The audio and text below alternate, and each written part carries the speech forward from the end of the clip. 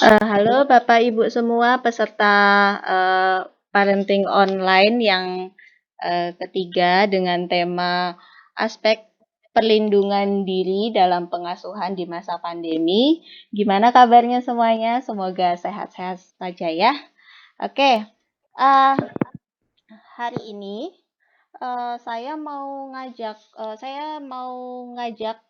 salah satu teman saya yang juga salah seorang yang apa ya, bisa dibilang expert di bidang perlindungan anak gitu.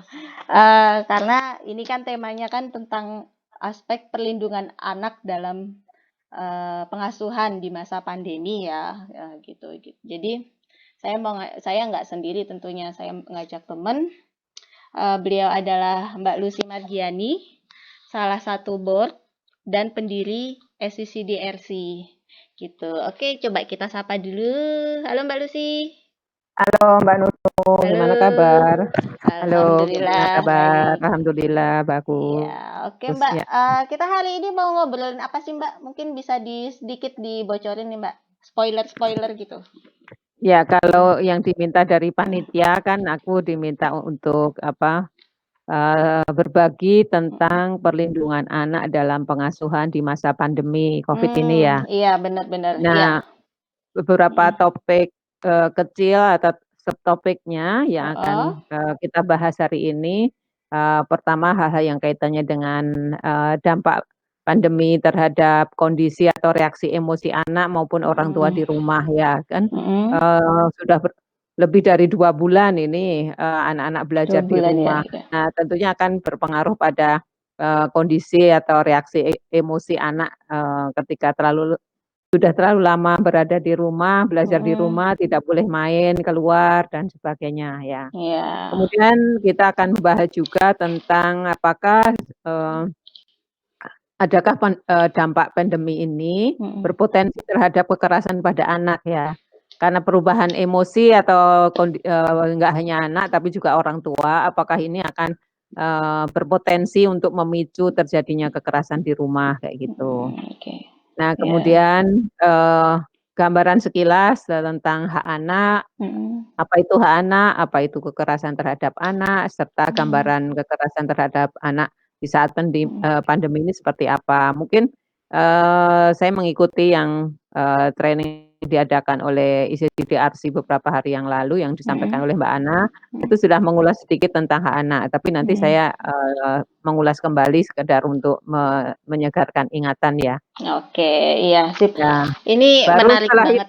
Mm. masih ada, baru setelah Apa tuh? itu pengasuhan seperti apa, nah ini intinya, Oh, iya iya iya. pengasuhan seperti apa yang memberikan perlindungan kepada anak. Heeh, Nah, terus heeh. di akhir sesi nanti saya akan memberikan tips-tips atau hal-hal yang perlu diingat, hal-hal yang perlu diperhatikan, yang bisa dipraktekkan oleh orang tua ketika Mm. melakukan pengasuhan anak yang positif, yang Oh, tidak berpotensi untuk melakukan kekerasan kekerasan. terhadap anak, ya.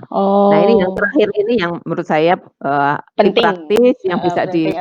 praktekkan sendiri oleh orang tua. Iya, dan ini juga yang paling banyak ditanyakan, Mbak, sama Hmm, beberapa orang tua gitu.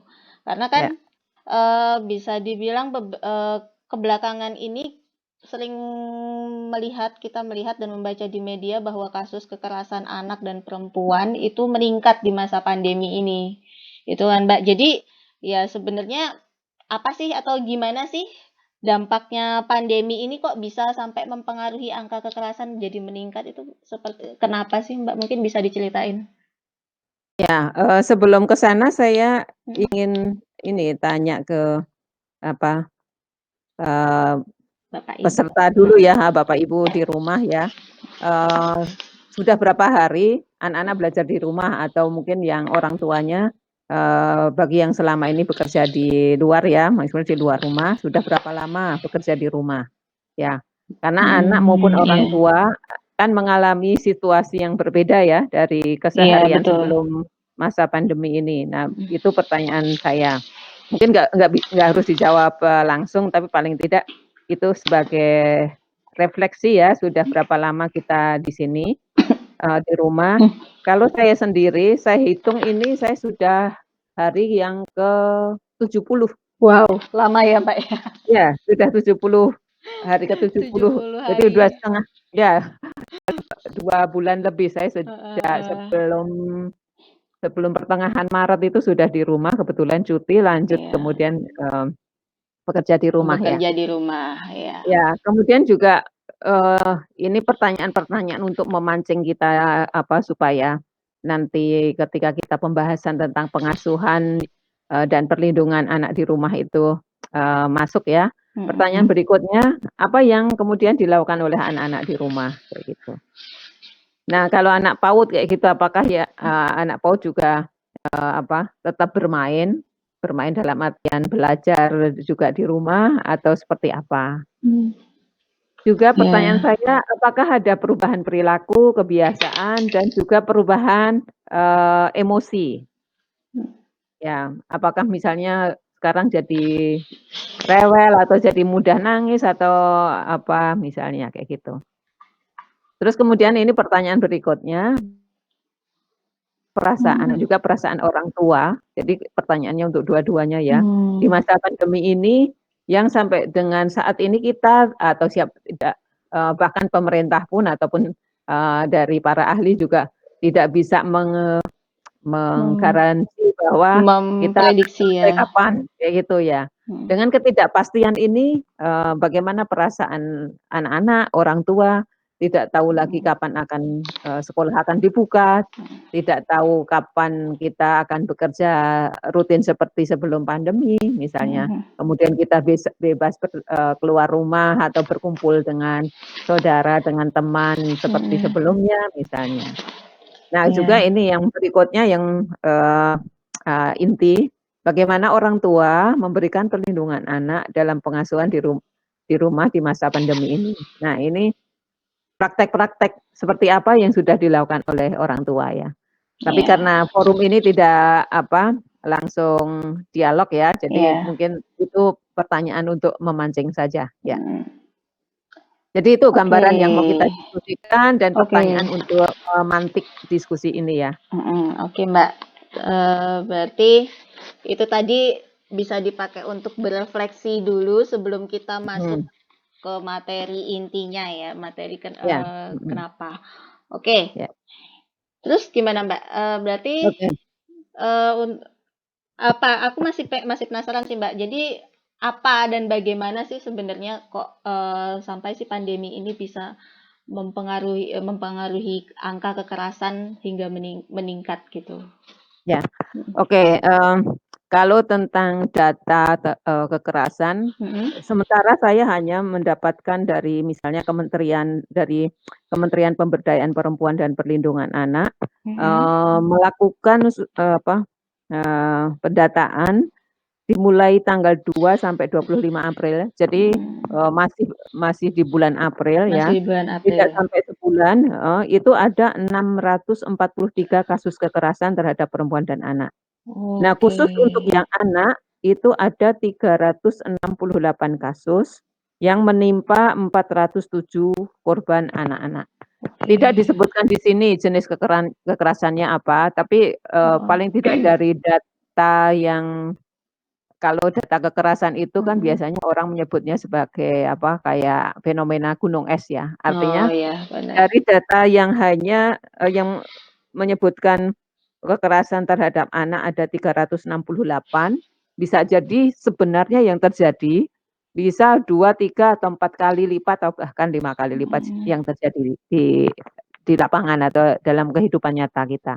Mhm. Cuman karena tidak bisa ter-record atau terdata, sehingga yang kita dapatkan segitu.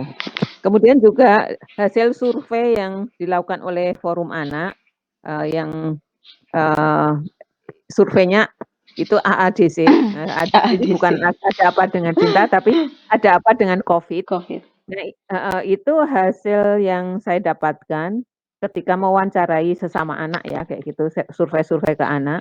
Mhm. 58% anak merasa apa, belajar di rumah itu tidak menyenangkan, ya. Mmm. Terus kemudian 49%, merasa bahwa program belajar di rumah itu membebani kayak gitu. Nah, dari 2 pernyataan itu saja, itu akan berpotensi pada perubahan emosi, perubahan perilaku, yang ini akan, berpotensi juga memancing ada, terjadinya tindak kekerasan di rumah, kayak gitu ya. Karena anak merasa bosan, anak merasa terbebani, anak, merasa belajar di rumah tidak menyenangkan, dan ini sudah berlangsung lebih dari 2 bulan, misalnya kayak Mmm, gitu. Kemudian juga saya ambil hasil survei yang, dilakukan oleh ICCDRC juga, eee, dari beberapa beberapa hasilnya di antaranya bahwa orang tua dan anak itu mengalami situasi yang, situasi atau, eee, kondisi yang membuat stres atau emosi. iya, Nah ini saya kira, dari berbagai sumber survei ini ya, paling tidak itu memberikan gambaran bahwa, kekerasan potensi kekerasan paling mhm, tidak yang terjadi di rumah terhadap anak itu nyata terjadi ya. iya, Meskipun itu dari 3 survei ya, belum, mhm, tapi paling tidak itu mewakili. Nah, mewakili, yang ingin saya sampaikan di sini, pengasuhan dalam situasi COVID-19 ini, apa yang berubah kayak gitu ya. Kemudian dampaknya seperti apa kayak gitu. Nah, mhm, beberapa, perubahan, di pola aktivitas ya, itu yang tadinya bekerja di luar, di kantor, entah di atau, berdagang di pasar, mhm, kemudian, sekarang tidak leluasa lagi atau memang, dari kebijakan di tempat kerjanya memang harus bekerja di rumah. Itu iya, untuk orang tuanya, tidak mhm, bisa bekerja di luar. iya, Kemudian dari anak juga ada kebijakan untuk, belajar di rumah. Kemudian mobilitas terbatas, tidak lagi kita leluasa untuk kumpul-kumpul, untuk pergi ke mana-mana, bahkan kemudian dari sarana transportasi juga dibatasi, kemudian ada apa, pembatas-pembatas antar provinsi, kita nggak bisa leluasa, pergi ke luar kota misalnya. Kemudian, mhm, eee, kita dipaksa atau dikondisikan lebih banyak menggunakan, eee, apa, internet dan sarana komunikasi pakai Android, pakai HP, iya, yang itu, apa, sebuah kenormalan baru selama, masa pandemi ini ya.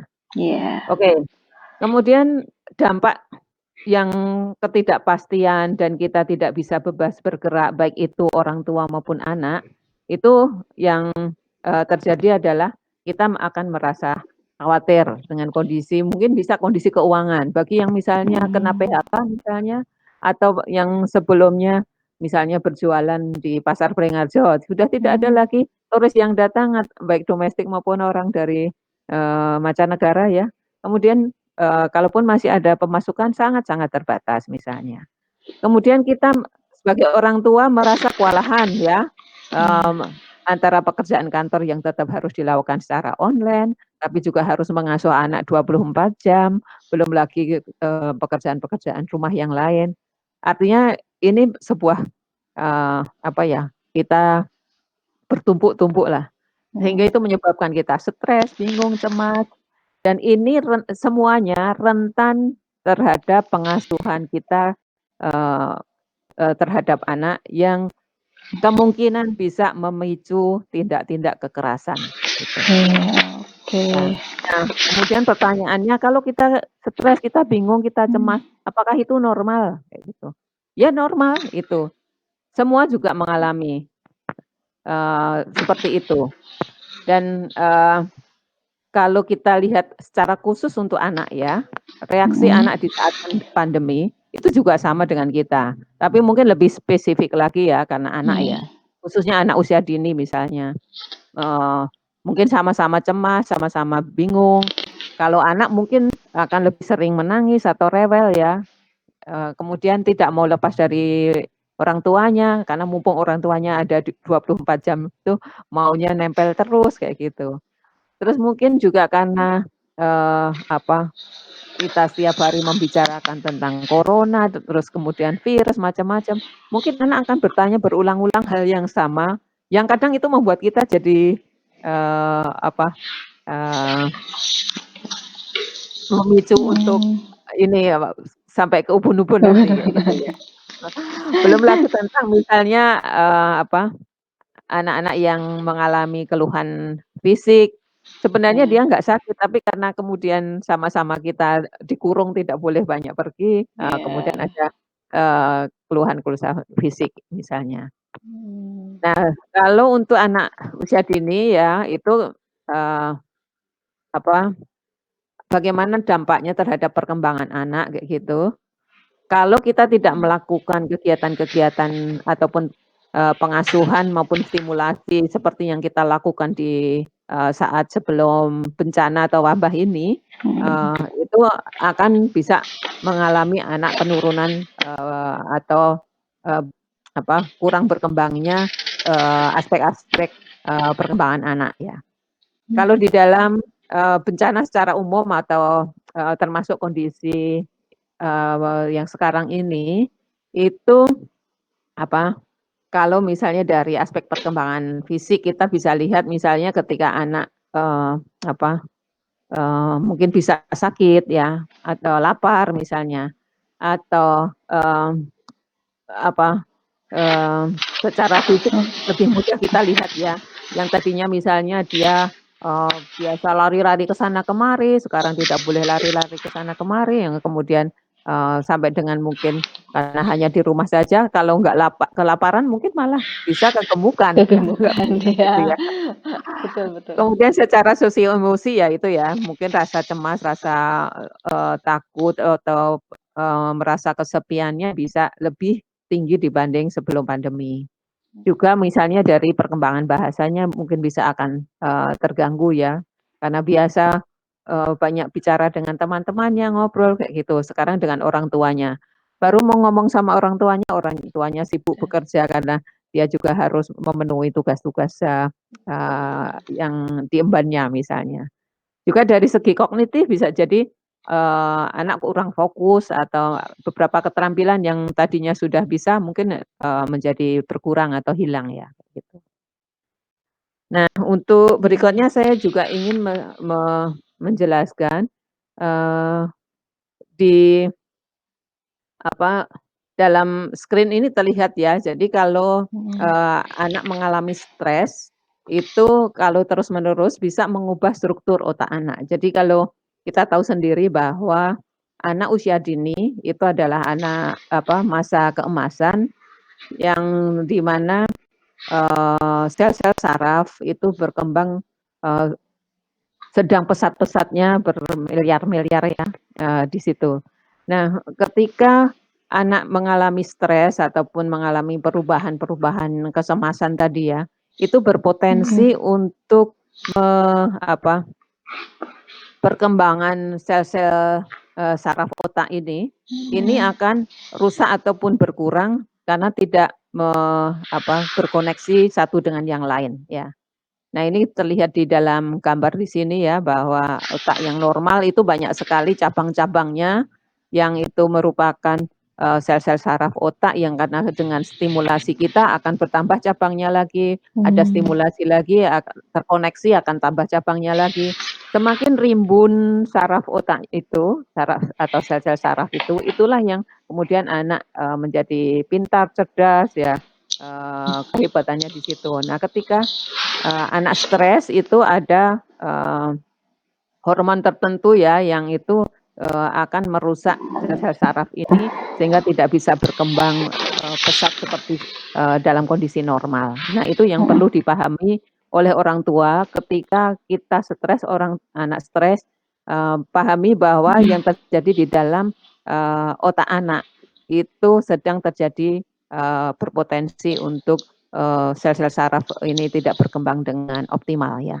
Jadi jangan Oke ditambah dengan justru tambah kekerasan kepada anak, nanti tambah oke. itu rontok semua itu sel sarafnya. Tambah Ya, terhambat, oke. oke. Nah, itu gambaran-gambaran tentang, kondisi saat ini dan, dampaknya terhadap, anak ya, Mhm. sampai dengan perkembangan anaknya. Nah, kemudian, yang berikutnya, tentang hak anak. Ini terlihat ya screen-nya ya? Terlihat Ya terlihat. ya. Nah, meskipun oleh ICCDRC dalam seri-seri webinar sebelumnya sudah mengulas apa itu hak anak, tapi, saya singgung lagi supaya kita semakin apa, teringat ya, bahwa anak itu punya hak dan itu dilindungi, dan kita sudah punya Undang-Undang Perlindungan Anak juga, dan ini juga bagian dari, konvensi hak anak yang sudah dikeluarkan oleh PBB dan Indonesia sudah meratifikasi ya. Secara singkatnya itu ada 4 hak anak yang perlu kita ketahui ya. Yang pertama itu tentang hak atas kelangsungan hidup, ini berkaitan dengan survival ya, kayak gitu setiap anak punya hak untuk hidup, untuk apa, diakui keberadaannya ya, kayak gitu. Kemudian yang berikutnya hak untuk tumbuh dan berkembang. Nah, ini yang kaitannya dengan, pendidikan, stimulasi, itu berkaitan dengan anak nomor 2 ini. Kemudian hak atas perlindungan. Nah, yang akan kita bahas nanti, khususnya berkaitan dengan hak perlindungan ini, meskipun itu juga akan menyangkut pada hak-hak yang lain, yang hak tumbuh dan hak berkembang ya. Kemudian juga hak untuk, berpartisipasi, ya. Jadi, anak itu punya hak untuk apa, berpartisipasi, mengemukakan pendapatnya, didengar ide-idenya, dan kalau di, ICCDRC memang sudah apa, sudah sangat diterapkan ya, hak Betul. partisipasi itu, bahkan Iya. untuk, apa, tematik itu tema Menentukan juga, tema, ya berasal dari kegiatan, anak ya, ya ya, betul. oke. Oke, nah ini, karena berkaitan dengan perlindungan sehingga saya akan fokus pada, hak anak yang berkaitan dengan kekerasan terhadap, anak ini ya. Nah, apa itu kekerasan terhadap anak? Saya tidak akan definisi yang apa, kaku seperti apa, tapi intinya, bahwa perbuatan yang dengan sengaja mengakibatkan misalnya luka fisik pada seorang anak. Jadi ini, kekerasan terhadap anak, secara fisik ya misalnya. Entah itu memukul, menampar, atau me menjewer, menendang misalnya seperti itu. Kemudian bisa juga perampasan kebutuhan dasar anak yang dapat mengakibatkan, terhambatnya pertumbuhan dan perkembangan anak, serta ketidakmampuan dan bahkan kematian anak ya. Hmm. Dan, ini kaitannya dengan, hak perlindungan dan juga kaitannya hak tumbuh kembang maupun hak tentang untuk tetap hidup ya. Kemudian yang berikutnya adalah setiap perbuatan yang merendahkan derajat atau nilai hakiki dan martabat anak sebagai seorang manusia. Nah, ini bisa berupa yang kekerasan emosi atau kekerasan yang seksual misalnya, gitu ya. Ya. Oke. Oke, berikutnya ya. Nah, ini kalau dilihat di screen ya gambar-gambarnya, itu, penjelasan dari, yang kekerasan itu bentuknya apa saja sih, kayak gitu. Yang pertama, bisa berupa kekerasan emosi. Kekerasan emosi mungkin anak tidak secara fisik ditampar atau apa, luka secara fisik, tetapi yang luka adalah, di dalam, luka secara emosi, secara batin ya kayak gitu, karena entah direndahkan, dimarahi, diejek, atau dibully misalnya. Nah itu kekerasan secara emosi. Kemudian kekerasan fisik sudah jelas ya, banyak sekali contohnya ya. Terus kemudian kekerasan, seksual, ya, ada perkosaan, mungkin ada, pelecehan seksual. Terus kemudian, eksploitasi. Nah eksploitasi ini, anak yang dipekerjakan, yang kemudian orang tua atau orang dewasa mengambil keuntungan dari, Dia bekerja. eksploitasi anak ini. Dan yang berikutnya penelantaran. Jadi anak nggak diopenin, nggak kasih makanan, kebutuhan dasarnya, dan diabaikan misalnya kayak gitu. Nah itu semua bentuk-bentuk kekerasan pada anak ya. Nah untuk Oke. slide berikutnya ini sebenarnya lebih penjelasan dari gambar tadi serta contoh-contohnya. Ya. Ya. Oke. Ya. Nah, ini baru kita akan masuk ya. Nah, kenapa sih anak perlu dilindungi dari kekerasan? Iya. Jadi yang perlu dilindungi itu memang semua ya, tapi karena anak punya ke spesifik apa, hal yang harus diperhatikan karena mereka sedang masa tumbuh kembang. Mereka belum matang baik secara fisik, mental maupun sosial, sehingga kalau misalnya dari relasi sosial, relasi kuasa, mereka rawan terhadap kekerasan, penelantaran maupun eksploitasi.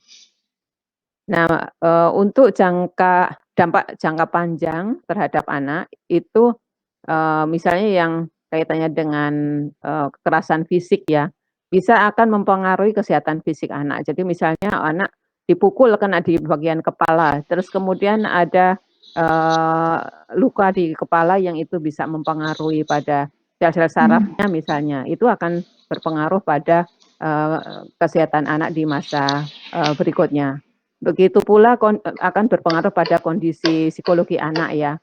Anak yang kemudian dia akan lebih cenderung menarik diri, mengurung diri, tidak berani untuk tampil atau percaya diri misalnya seperti itu, ya. Kemudian perubahan perilaku anak yang dia apa istilahnya misbehavior ya, kayak gitu, yang karena dia menyimpan rasa takut, rasa cemas, rasa itu yang kemudian dia bisa jadi pendendam, bisa menjadi apa, personality yang terbelah kayak gitu, ya banyak sekali dalam jangka panjangnya. Kalau kita lihat pelaku-pelaku atau kekerasan ataupun mereka yang menjadi korban kekerasan, itu bisa dirunut, oh dulu apa yang terjadi ketika masih dalam proses tumbuh kembang anak kayak gitu. Juga berkaitan dengan kemampuan bersosialisasi ya. Mungkin anak minder atau tidak biasa itu atau bahkan sebaliknya, dia sangat agresif misalnya, atau bahkan tidak bisa berteman dan sebagainya, ya. Itu dampak-dampak jangka panjang. Nah, sekarang kita masuk ke yang intinya. Kemudian pengasuhan seperti apa sih yang bisa memberikan perlindungan kepada anak, khususnya lagi di masa pandemi ini? Nah, pada screen ini semacam apa ya, alur ataupun kalau di dalam ilmu pengasuhan itu ini namanya apa, positif disiplin atau bagaimana pengasuhan yang secara positif dan tanpa kekerasan. Ada ibaratnya ini kita membangun sebuah rumah atau sebuah bangunan yang nomor satu itu mengidentifikasikan tujuan pengasuhan Anda. Jadi kita perlu berefleksi sebagai orang tua ya. Memang tidak ada sekolah menjadi orang tua. Kalau sekolah sebagai profesi jadi dokter, jadi apa, jadi guru itu ada ya. Tapi profesi secara khusus menjadi orang tua memang tidak ada sekolahnya atau tidak ada, untung ada semacam training ini. Nah, ketika hanya karena kita menikah, kemudian kita otomatis kemudian punya anak, kemudian otomatis jadi orang tua. Pernahkah kita mendiskusikan dengan pasangan kita tentang tujuan pengasuhan kepada anak kita ini? Kita ingin anak kita akan menjadi yang seperti apa? Punya karakter yang seperti apa? Mereka ini akan kita bentuk dalam tanda petik seperti apa misalnya. Nah, ini perlu kita rumuskan dulu karena itu yang selalu akan menjadi pengingat ketika kita melakukan suatu tindakan-tindakan kepada anak. Jadi misalnya begini, kita akan mengajarkan anak bahwa selalu menghormati kepada orang lain. Atau kita pengen anak kita ketika besar nanti itu seorang yang jujur. Atau kita ingin anak kita itu sangat mempunyai kepedulian pada orang lain. Tetapi dalam keseharian kita, apa yang kita lakukan ternyata berkebalikan dengan yang kita mau. Nah, itu yang akan menghambat menghambat tujuan yang sudah kita set itu menjadi tidak tercapai. Makanya yang pertama harus kita membuat semacam tujuan jangka panjangnya dalam pengasuhan anak ini kita akan seperti apa. Jadi misalnya pengen anaknya jujur, tapi ketika misalnya ada orang datang mau nagih hutang, bilang-bilang, "Mama nggak ada," bilang-bilang, "Papa nggak," Iya misalnya. ya. Jadi apa yang kita lakukan beda dengan apa yang kita tuju, kayak gitu. Iya. Nah, anak kan belajar dari situ ya, Iya. ternyata, apa yang kita lakukan ternyata tidak sesuai dengan yang kita, setting goal tadi, tujuan jangka panjang. Nah, kemudian langkah berikutnya, ini satu paket ya, ketika kita sudah punya tujuan jangka panjangnya, anak ini perlu mendapatkan kehangatan di sini dalam artian keamanan secara emosi. Nah, keamanan secara emosi itu, seperti apa? Itu sebenarnya gampang sekali kita, bikin indikatornya. Misalnya ketika, anak merasa dekat dengan kita atau misalnya, oh baru dengar suara kita sudah, "Yeay, mama ada, mama," terus kemudian, dekat dengan kita.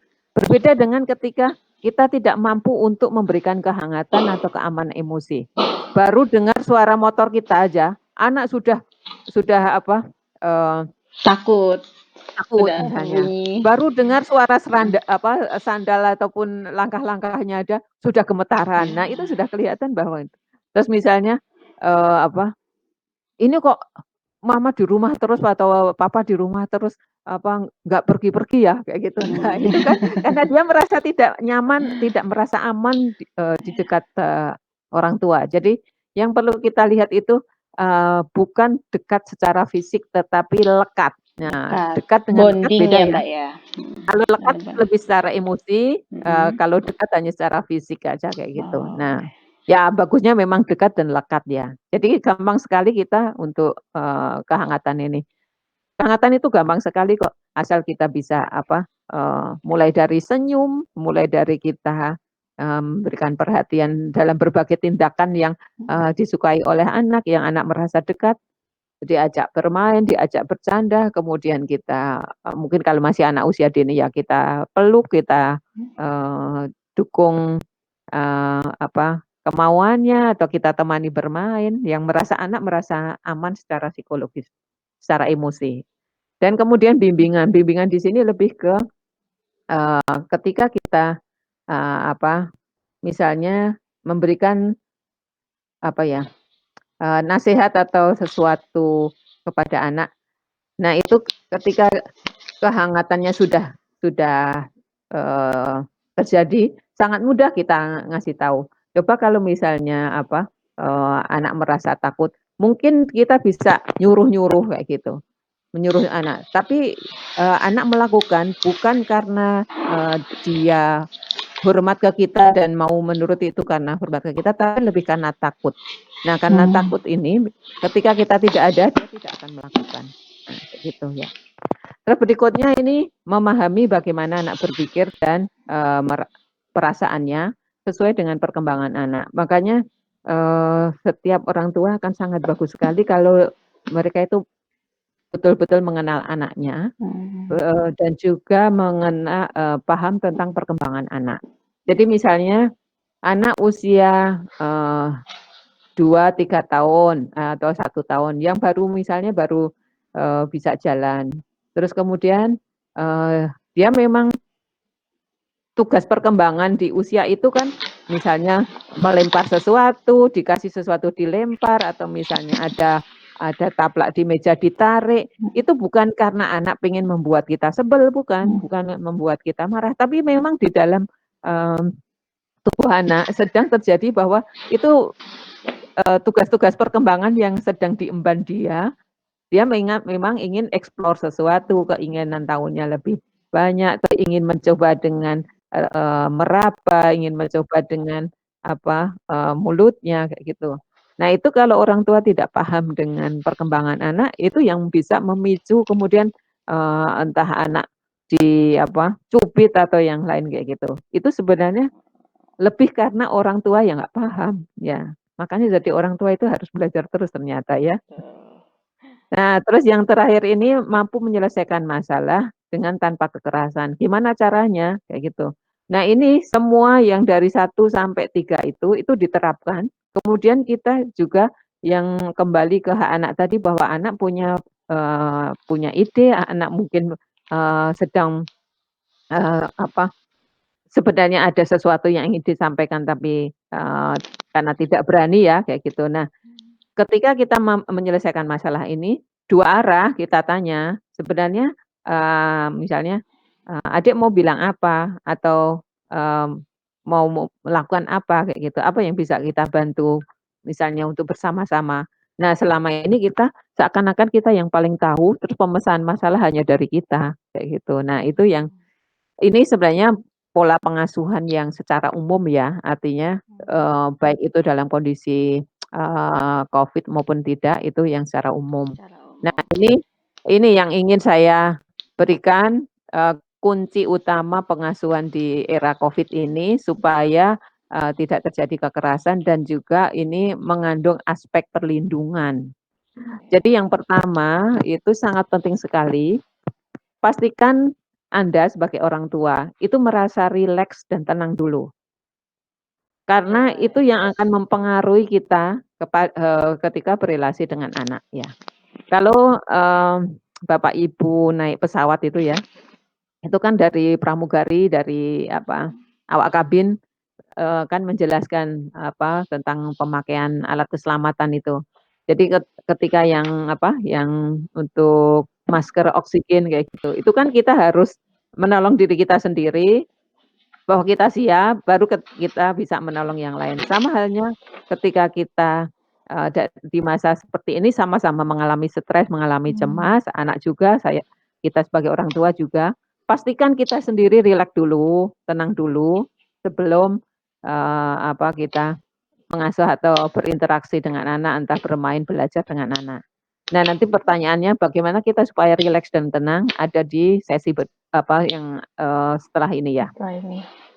Ya, kemudian kunci utama yang lain itu tunjukkan rasa cinta dan rasa aman, yang tadi itu ya, yang, eee kalau istilah di slide sebelumnya itu yang, memberikan kehangatan tadi. Itu, bisa melalui kata-kata misalnya, sayang atau misalnya apalah panggilan kesayangannya atau apapun yang membuat anak merasa dia senang, merasa aman, merasa diperhatikan, merasa dicintai dari, orang tuanya, ya. Jadi ini kayak step-step dulu ya yang Mhm. mungkin sehari-hari, bapak ibu sudah mempraktekkan, tapi mungkin ini akan memberikan yang lebih tertata kita merefleksikan apa yang sudah kita lakukan sehari-hari ya. Nah, untuk di masa pandemi ini kegiatan rutin, yang disepakati bersama menjadi sangat penting. Kenapa? Karena dengan ketidakpastian itu anak merasa cemas, merasa insecure ya. Termasuk kita sendiri kan sampai dengan sekarang ini, dengan tidak tahu kapan pandemi berakhir, itu kan kita merasa insecure atau merasa Iya. tidak aman. Begitu pula anak-anak ya, kayak gitu.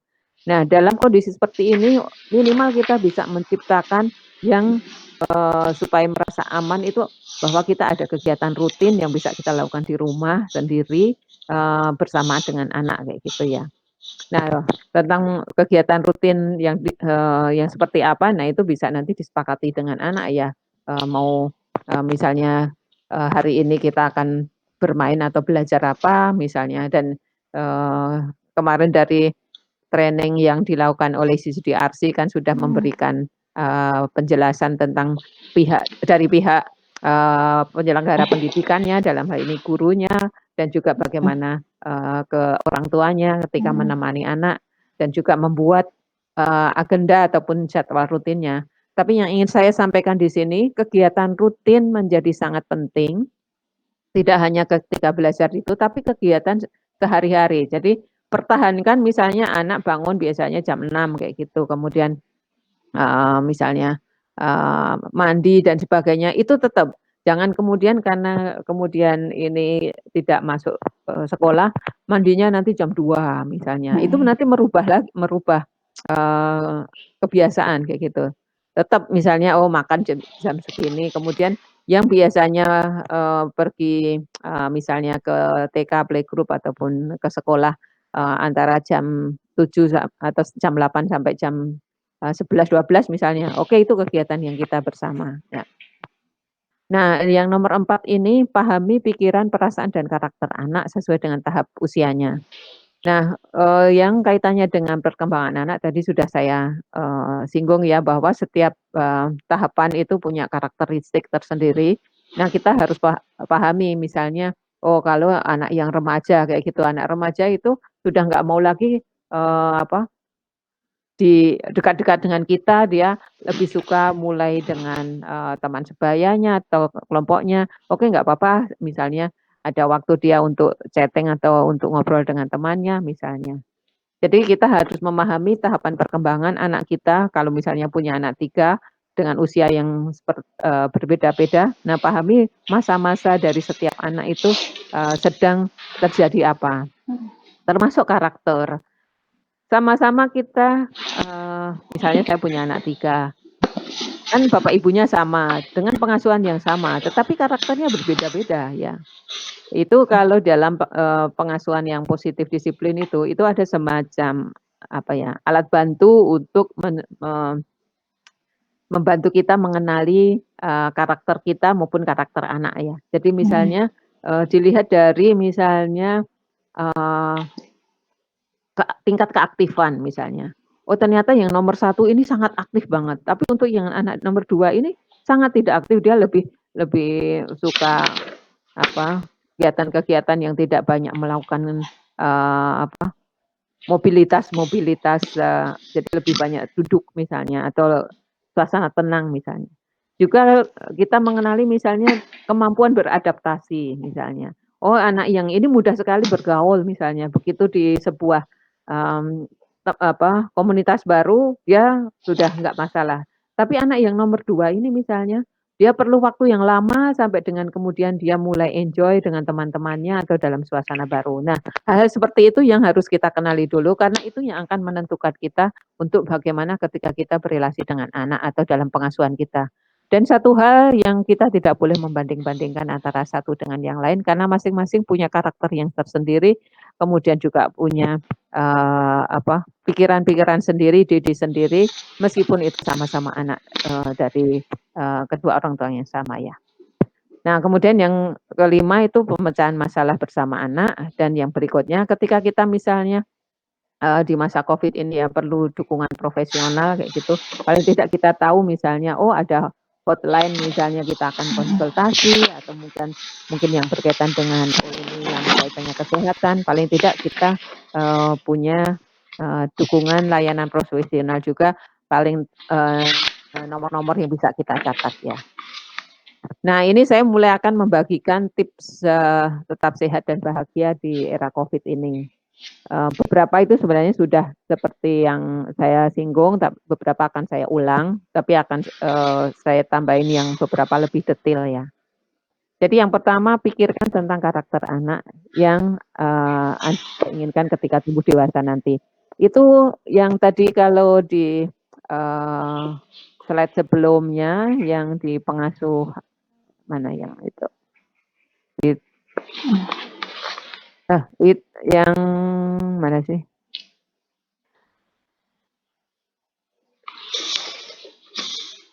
Nah Maju ini lagi yang nomor ya. 1, tentang mengidentifikasikan tujuan jangka panjang. Ini menjadi, hal yang harus kita selalu ingat dalam pengasuhan kita. Kita pengen anak kita menjadi apa ketika tumbuh besar nanti, itu selalu menjadi, kayak apa ya, visi visi dalam pengasuhan kita terhadap anak ya. Kalau perlu itu ditulis misalnya, Hmm, ya. Dan detail misalnya, betul. tidak hanya misalnya menjadi anak yang baik, pintar, soleh-solehah misalnya, tapi yang lebih detailnya apa misalnya. Oke, kemudian yang harus kita ingat itu bahwa anak adalah peniru ulung ya. Jadi kita itu sebagai panutan, pastikan bahwa kita berperilaku positif karena mereka akan mengobserve atau mengamati, terus kemudian juga mereka akan, meng-copy paste misalnya akan meniru ya itu ya. Bahkan mereka juga akan mengkritik karena mereka, sebagai observer ulung ya, kayak gitu ya. Dan saya juga sering dikritik sama anak-anak saya kayak gitu, tapi juga nggak apa-apa Iya. gitu, ya. Nah, jadi upayakan selalu berperilaku positif karena itu akan direkam oleh anak-anak kita ya. Kemudian yang berikutnya, saat Anda kesal atau frustasi ini ambil jeda. Ambil jeda ini saya kasih merah, kemudian lakukan kegiatan yang membuat Anda rileks. Nah, kenapa ambil jeda ini menjadi sangat penting dan ini sangat-sangat berhubungan dengan, terjadinya kekerasan terhadap anak. Ketika misalnya kita, ada sesuatu perilaku anak yang memicu emosi kita sampai di ubun-ubun misalnya, itu nanti ketika kita, tidak ingat untuk ambil jeda ini, akan memudahkan kita untuk kemudian tangan ini melayang atau, mungkin piring yang melayang atau, Oh, melakukan tindakan-tindakan yang di luar kontrol kita.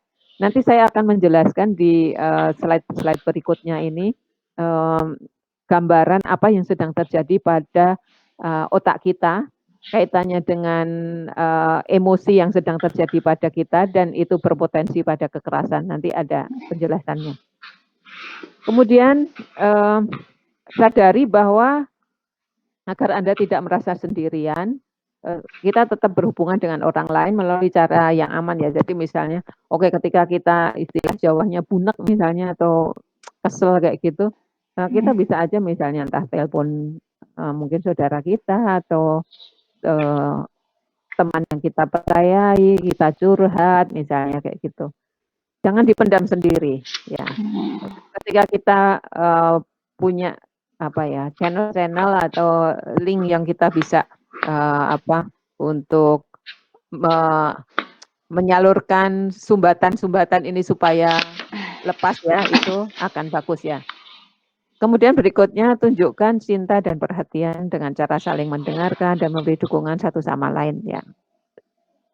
Nah ini pemecahan masalah ini, lakukan secara bersama sehingga ketika kita melewati yang masa sulit ini kita, akan bersama-sama, tidak semuanya menumpuk pada kita sendiri. Makanya sejak awal itu, ajari anak diberi kepercayaan dan juga diberi tanggung jawab serta diberi kesempatan, untuk, berbagi mulai dari ide, berbagi peran, berbagi, pekerjaan, ataupun berbagi berkontribusi pada, kegiatan di rumah, supaya semuanya tidak menumpuk di kita ya. Kendali-kendali kalau semua ada di kita, itu akan lebih cepat berpotensi kita untuk, meningkat tingkat emosi kita dan mmm, juga sangat berpotensi untuk kemudian kita melakukan, kekerasan, terhadap anak kita. Kemudian, kalau kita melakukan kesalahan ya bilang saja bahwa kita menyesal dan kemudian minta maaf kayak gitu. Nah ini jarang sekali orang tua yang mau bersikap rendah hati, mengakui kesalahannya dan meminta maaf, ya kayak gitu. iya. Padahal itu dengan kita, mengungkapkan memang kita, merasa salah dan menyesal Mhm, dan kemudian meminta maaf, itu juga akan merilis atau mengurangi beban kita dan juga kemudian itu memberikan contoh pada anak kita bahwa, oh ketika kita melakukan kesalahan ya kita akui, kemudian kita, meminta maaf dan kemudian akan melakukan perbaikan misalnya.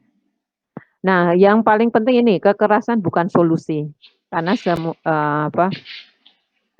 kalau selama ini kita, eee, apa, kata orang tua melakukan kekerasan kalau menurut saya itu hanya karena mereka tidak tahu bahwa ada cara yang lain yang bisa dilakukan sebagai orang tua, dengan cara yang berbeda kayak gitu. Makanya, yang tadi itu, step-step itu, sangat penting. Dan juga nanti tip yang, kaitannya dengan otak itu akan sangat membuka, Bapak Ibu sekalian mengenali apa yang sedang terjadi pada otak kita ya. Oke, ketika misalnya kita, kurang berhasil, misalnya jangan patah semangat, coba terus kayak gitu. Dan sebagai orang tua itu, sampai dengan sekarang saya meskipun anak-anak saya sudah besar pun saya masih tetap belajar tentang parenting ini. Karena memang ini ilmu yang tidak pernah berhenti ya, apalagi dengan kondisi yang berbeda, perkembangan zaman yang berbeda. Nah itu akan mempengaruhi, model-model parenting yang harus disesuaikan ya, gitu. Ya. Nah, ini yang mulai tip yang bisa kita lakukan untuk mengelola emosi yang tadi saya, katakan kita perlu jeda itu ya. Iya. Oke, ketika, dengan kondisi seperti ini kita cemas, kita kesel, kita stres, itu hal yang wajar dan semua mengalami itu. Hanya persoalannya kita mengenali tidak. Kemudian juga, kalau kita mengenali kemudian apa yang bisa kita lakukan supaya itu tidak berpotensi untuk melakukan kekerasan pada orang lain, khususnya pada anak kita. Kita sama-sama emosi ya, sama-sama cemas sama itu ya. Tapi bagaimana kita bisa mengenalinya. Nah, ini saya di slide saya, ketika, eee, kita stres atau emosi tinggi, ketika sudah mulai, berteriak, mengomel, mengkritik, atau bahkan yang memukul, mengancam, mengejek, kenali bahwa itu sebagai sebuah alarm, "Tuing tuing tuing, "Oh ini aku sedang stres ini, oh ini aku sedang emosi tinggi ini." Nah kenali kayak gitu. Jangan biarkan, itu berlarut-larut. Ketika kita, eee, med apa, bisa mengenali alarm itu, nah kita bisa, melakukan sesuatu yang bisa kita lakukan untuk, ngerem ya. Nah, ini yang ingin saya sampaikan ke Bapak Ibu sekalian, kalau kita melihat otak kita, jadi, Mhm. apa, secara gampang saja ya, otak kita itu kan terdiri dari 3 bagian ya. Kalau yang di depan itu namanya topi berpikir atau otak berpikir ya. Kemudian yang di tengah itu otak emosi ya, atau seringkali limbik ya. Kemudian batang otak itu yang di bagian leher itu belakang itu ya. Nah, masing-masing punya fungsi-fungsi sendiri, tapi saya lebih mengaitkan fungsi-fungsi otak, 3 otak ini kaitannya dengan, perlindungan anak, kaitannya dengan, bagaimana kita, mengelola stres, kaitannya dengan bagaimana kita tidak melakukan kekerasan pada anak ya. Jadi kalau, batang otak itu, lebih mengatur fungsi dasar tubuh kita. Jadi misalnya kalau bayi ya, bayi baru baru lahir yang, berfungsi aktif itu di batang otak itu. Jadi kan kalau kita Mmm. lihat ya, dia ya, ini karena berkaitan dengan pernafasan, kemudian berkaitan dengan, fungsi-fungsi survival kita lah kayak gitu ya. Jadi, eee, apa makanya kalau bayi lahir itu lebih banyak masih berfungsinya di otak bagian belakang ini, ya. Terus kemudian yang tengah itu otak emosi ini yang dia memberikan, respon secara impulsif ketika kita stres tinggi ya, kayak gitu. Nah, antara batang otak dengan otak emosi maupun otak berpikir ini saling berhubungan. Kita bisa ngetes sendiri, saya ulangi di slide sebelumnya ya. Nah, Mhm. ketika kita misalnya, berteriak-teriak, ngomel, stres kayak gitu, apa yang terjadi pada, batang otak kita? Jadi ketika misalnya otak bagian emosi ini aktif ya, karena kita, ngomel-ngomel, terus kemudian marah, cemas, terus, macam-macam tadi itu. Nah ini, satu dengan yang lain kan berhubungan. Coba Mhm. kita kenali, bagaimana dengan nafas kita? Mbak Nunu ketika misalnya Mhm. marah-marah, stres kayak gitu, Heeh. nafasnya nafasnya? Jadi cepet, jadi Cepat terengah-engah juga gitu, ya, Mbak, heeh. tengah ya. Kemudian degup jantungnya gimana? Jadi lebih cepet juga dan terasa gitu. Ah, ya. Kan kalau Kemudian, kondisi eee, normal kita nggak terasa detak jantungnya, tapi pas emosi pasti jadi terasa deg deg deg deg deg deg gitu, Mbak. ya ya. Kemudian bagaimana, keringatnya?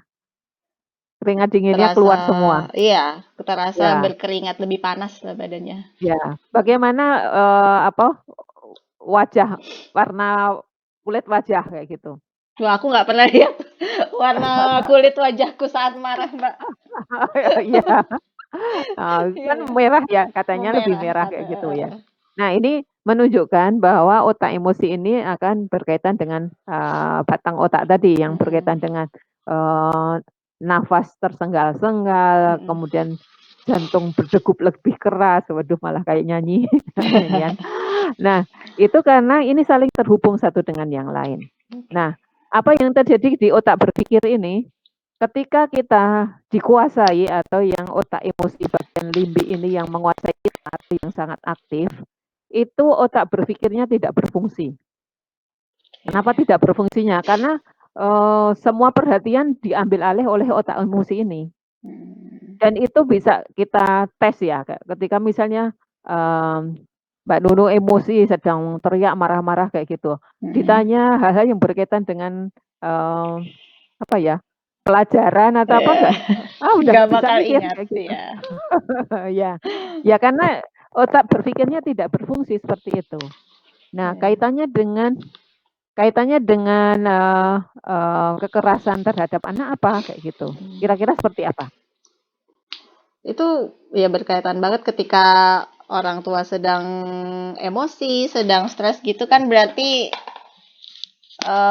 apa ya, hal kecil bisa menjadi impulsif gitu, Mbak, Mhm, mhm, bisa jadi tindakan memukul, bisa menjadi mhm, tindakan yang tidak diinginkan gitu ya, Mbak, ya berarti ya. ya? Betul, karena Karena ketika si keblokir ini otak ya? emosi ya, otak Mhm, emosi yang menguasai, dia tidak akan, mampu untuk, berpikir akibat-akibatnya. Jadi misalnya mhm. gini, kemudian, karena emosi ya, yang penting memuaskan emosinya, kemudian mukul anaknya misalnya. Nah, Ya kan si otak berpikir tadi nggak berfungsi. enggak, Jadi tidak bisa, "Wah kalau anakku dipukul kemudian luka, berdarah, aku juga yang harus membawa ke rumah rumah sakit, sakit, nanti juga harus bayar pengobatannya, belum lagi oke. nanti harus berurusan dengan polisi," misalnya. Si otak berpikirnya karena nggak Ya, berfungsi ya dia, melakukan tindakan yang spontan yang tadi itu, yang impulsif heeh, tadi, ya seperti itu, kayak gitu. heeh, Ya, makanya ini untuk yang berikutnya. mhm. Nah, ini, eee eee, atau ya, Penting. saya Apa saya nih? stop sharing aja, Heeh, oke. apa ini, Mbak? Saya ingin, Penting. apa, saya ingin memperagakan gimana caranya supaya saya terlihat ini? Ini udah terlihat kok, Mbak. Ya, Heeh, oke. Nah, kalau, yang tadi ya, mhm, eee, tadi ibaratnya seperti ini, kita bisa mencoba bersama-sama yuk. mhm, Ini otak kita ya, iya, otak kita. Yang di sini batang otak kita, ya. iya, Ini ibu jari ini heeh, otak emosi iya, kita. Ya, otak limbik ya. heeh, Ini yang limbik, otak berpikir, berpikir. korteks ya, korteks di sini, ya. Mhm, Nah, dalam kondisi kita bisa berpikir dengan baik, itu kalau seperti ini, ya ya. Nah, gitu. eee, ketika kita sedang marah atau emosi, itu Mhm. kita posisinya seperti ini, ya. Oh, Ting ya, ting, ting, ting-tong, ya ting, kayak ting-tong. gini. Mhm, Nah, ketika kita sedang dikuasai oleh otak emosi, ini mhm, otak berpikirnya tidak berfungsi, dia membuka. buka. Yang aktif adalah si otak emosi ini. Oh, Nah, heeh, dia ting. tidak akan berpikir panjang ketika Heeh, misalnya saya, harus memukul anak memukul. atau melempar piring atau apa gitu, Ya. karena si otak berpikirnya dia tidak berfungsi kayak gitu. Mmm, Sehingga itu yang kemudian ketika kita kesal, kita marah kayak gitu, itu kemudian, kita tidak berpikir panjang apa akibatnya, apa mhm, dampaknya baik pada diri kita sendiri maupun pada anak anak, gitu. ya. Heeh. Nah, terus kemudian yang tadi kan ketika, kita, Batang otak. seperti ini kan yang tadi itu ya, Oh ya, eee batang otak. eee apa, napasnya Heeh, tersengal-sengal, terus kemudian kita, apa, jantungnya juga berdegup lebih kencang, terus, mhm. mungkin mata dan juga wajah kita merah, misalnya kayak Iya, gitu ya. heeh. Ya, nah itu. Nah, bagaimana supaya, kita mampu mengembalikan ini? Nah, tadi itu yang, di tips sebelumnya saya Mhm, sampaikan bahwa, kita perlu mengambil jeda. mhm. ambil jedanya, itu Mhm. sebenarnya detik-detik kritis supaya si otak berpikir ini berfungsi kembali, terus Mhm. kemudian menutup seperti ini. Oh, iya iya Ya. iya. Nah, ini menjadi sangat penting sekali karena ketika ada titik kritis yang kita sadari, yang tadi saya bilang di situ alarm ya, Iya. sinyal Heeh. sinyal ketika kita sudah marah misalnya, ini sinyal ini, Heeh. berarti si si otak emosi sedang menguasai saya, kayak gitu. Nah Iya. itu, kita harus menyadari bahwa, kita sedang dikuasai oleh otak emosi ini, terus, kita perlu ambil jeda dalam rangka untuk supaya otak, berpikir Nutup. ini yang berfungsi. Mhm. Nah, caranya seperti apa? Banyak sekali yang bisa kita lakukan untuk, Mhm. supaya, yang jeda tadi ya, untuk titik kritis supaya kita bisa menutup ini, mulai dari mengambil nafas misalnya. Mmm. Ambil nafas kayak gitu, ambil nafas, ya. Ambil nafas atau misalnya ketika di situ dengan, anak yang membuat kita emosi ya, oke kita, Mhm. pergi sebentar. Mundur dulu Entah ya, Mbak, keluar ya? ya, Mhm. kayak gitu. Atau misalnya kalau dalam dalam sebenarnya dalam agama Islam kita juga sudah ada ya, jadi Mhm. kalau misalnya sedang posisi berdiri, duduk dulu. Duduk, ya Nah, kalau sebenarnya duduk orang yang sedang marah itu kan orang iya, lain ada duduk duduk duduk duduk. duduk dulu tuh. Itu Mhm. sebenarnya dalam rangka ini, menutup ini. Nutup. Eee, itu. Terus Mmm. kemudian misalnya ada air putih, bisa minum air Minum. putih Mhm. ya. Atau misalnya bisa juga apa, bisa bisa misalnya astagfirullah, istighfar misalnya ya, Mhm. kayak gitu. Tapi seringkali saya lihat orang sudah istighfar, tapi Mhm. istighfarnya hanya istighfar di mulut Di saja. Jadi, mulut. Mhm. istighfar sambil, "Astagfirullah," sambil gebukin anak. Ya, aduh. Iya Nah ya. itu bukan seperti itu karena Heeh. Nggak ya nutup-nutup istighfar malah, Mbak, ya ya? ya, Dia malah nggak nutup-nutup istighfarnya malah. belum belum ini me apa, menutup ya, udah Iya. jadi ya ya, terus kemudian banyak lagi yang bisa kita lakukan. Makanya yang terakhir ingin saya sampaikan, ini sudah habis buka ya, Mhm. itu kita harus merawat diri. Iya.